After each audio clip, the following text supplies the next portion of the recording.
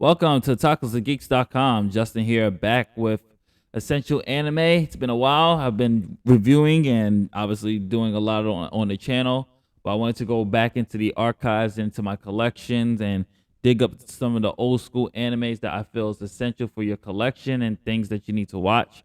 And this one is definitely a must. And this is episode 59. And today, for episode 59 of Essential Anime, we are going to be talking about Barefoot Gen. And for those younger audiences, this is a World War II anime. This is about the Hiroshima bombing. And if you have seen a certain film recently directed by Christopher Nolan, Oppenheimer, then you know who created this atomic bomb. So without further ado, as we always do here, I'm giving you a brief synopsis. So here we go. Hiroshima, August 1945. Jen is a cheerful elementary school student living in Japan during World War II. After years of living with difficult wartime rationing and impoverished conditions, Jen and his family have managed to maintain a relatively normal and happy life. All that is about to change when an atomic bomb destroys their city in an instant. This is just like Grave of the Fireflies. When we talk about World War II anime films that hit you in the guts, that is just raw, authentic, and just filled with so much emotion and sentiment, and just makes you realize, like, man, these were people. This happened to people. People just like you and me, people just breathe, people who live and eat and, have dreams, ambitions, and goals. It hits you. It really does. Barefoot Gen, just like Grave of the Fireflies, it hits you. And what this film does so effectively is not only show the horrors of the Hiroshima bombing, but it does it in such a buildup that is why this is such essential. I will say for the first, I believe, yes, it's the first 30 minutes. The first 30 minutes is just that. We're seeing Jen and his family just trying to make do with the war conditions, the rationing of food, the impoverished conditions that they have. There's days where the boys, Jen, and his brother Shinji and his sister Echo, they all go out with food because their mother is pregnant. So sometimes they will sacrifice their rations so the mom can eat to strengthen the baby. And obviously, I'm not going to spoil this. I know the movie's old, but you can find this movie online if you want to watch it. Trust me, I highly recommend it. But we get a scene where we get to see them just living their life, living happily. And the movie does a great job of giving us enough room to feel for these characters, feel for this family, and it does a great job of that characterization, that when the bomb does drop, you drop as well. Your heart drops because of the imagery. This movie holds nothing back. You see everything. People being evaporated in an instant. Men, women, children, elders, it doesn't matter. You see it all. You see this one scene with a girl, her eye socket is hanging. It is very, very graphic, but very necessary to see the outcome of what this bomb did to these people.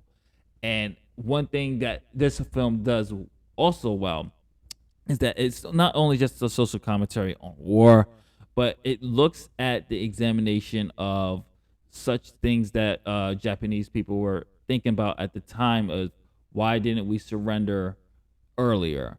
And that's one of the questions the mother was asking during this film. It's like, why didn't we surrender when everybody else surrendered? And a lot of stuff could have been avoided, pride. Like, there's so much themes in here and so much commentary in here that you have to watch it. It's hard to watch this in multiple sittings because of the emotional weight that it has. This and Grave of the Fireflies, I kid you not, this one I haven't watched in years. And Graves of the Fireflies, I haven't watched. Only watched Graves of the Fireflies twice because of that ending.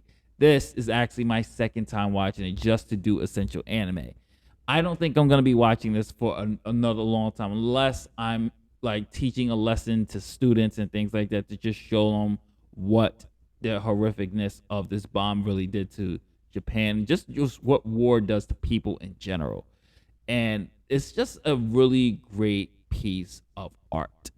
I highly recommend this. This is something that I think we all need to just really kind of sit back, watch this, and just, realize like we're human. We're all human at the end of the day, regardless of differences. We are all human at the end of the day. This film is something that I think will stand the test of time.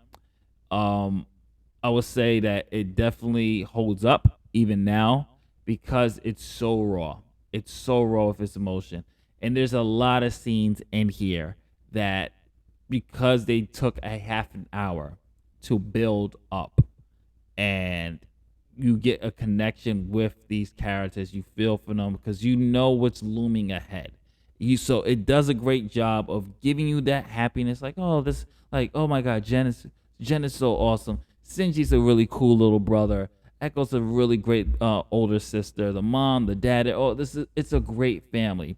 And then this bomb drops, and then those characters that you connect with, you start to hear them begging for their lives. You hear them screaming, and you hear the neighbors and everything else, and you can't help but tear up. You can't help. And just credit to the voice acting as well. The voice acting is an amazing performance, and I highly recommend this.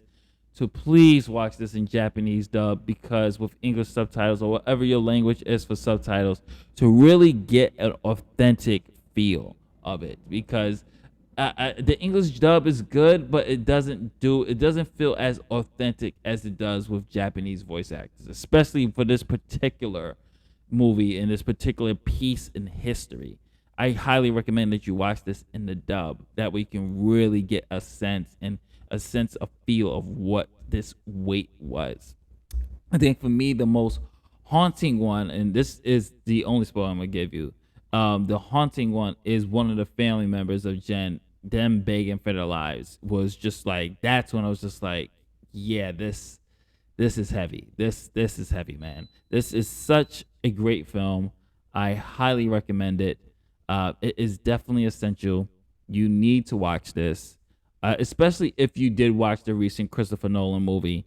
You need to see how, because in that movie they didn't show you anything, obviously, but you need to see what that man did. You need to see what that bomb did. You need to see the other side, the other point of view of what and how it affected pretty much, an entire city. And that still lingers to this day. Like, you see the effects that this radiation caused cancer for some folks. It's, you need to see it. I'm not going to describe everything here. You need to go see this one. This is definitely an essential anime. Just like Grave of the Fireflies, this is an essential anime. It has so much emotional weight. Get your tissues. Get your tissues ready. Get ready to feel. Get ready to understand, and just really watch this with an open mind and look at different perspectives. And that's it.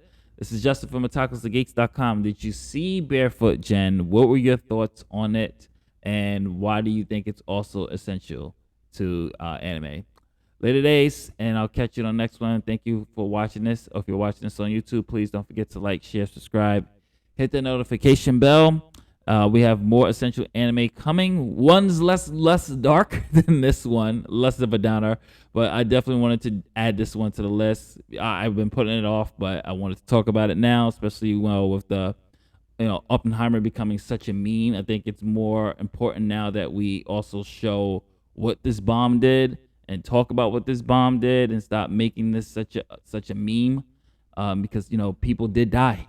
A lot of people died. A lot of people have suffered at the hands of this bomb. So let's keep that in mind and be mindful of the other side and other perspectives. That's it. Thank you. Peace, love, and happiness, as you know I always say. And later days, catch you on the next one. Peace.